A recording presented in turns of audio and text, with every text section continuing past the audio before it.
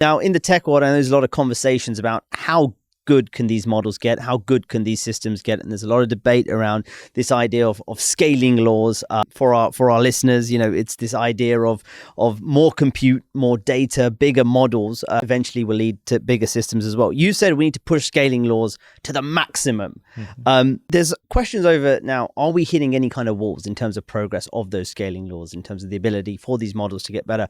And just from what you've been developing here at DeepMind, what are you seeing?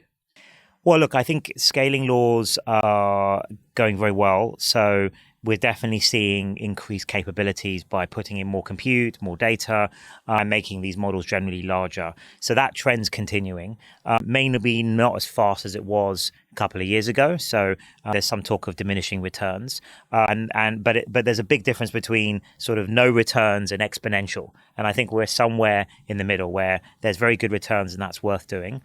On top of that, in terms of like getting all the way to AGI, artificial general intelligence, it may be that there's one or two big innovations still needed as well and maybe missing, in addition to the scaling up of kind of the existing ideas. We'll get on to AGI very shortly, but what are missing in your view?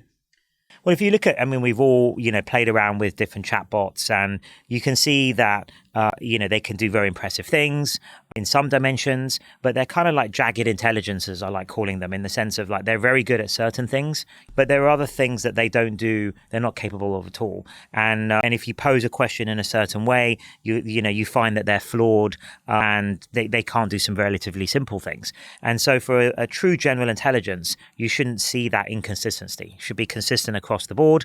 And also there are things like it can't continually learn, it can't learn new things online, it can't truly create original things. So there's quite a few capabilities that you would like to see and you would need for general intelligence that are missing from today's systems.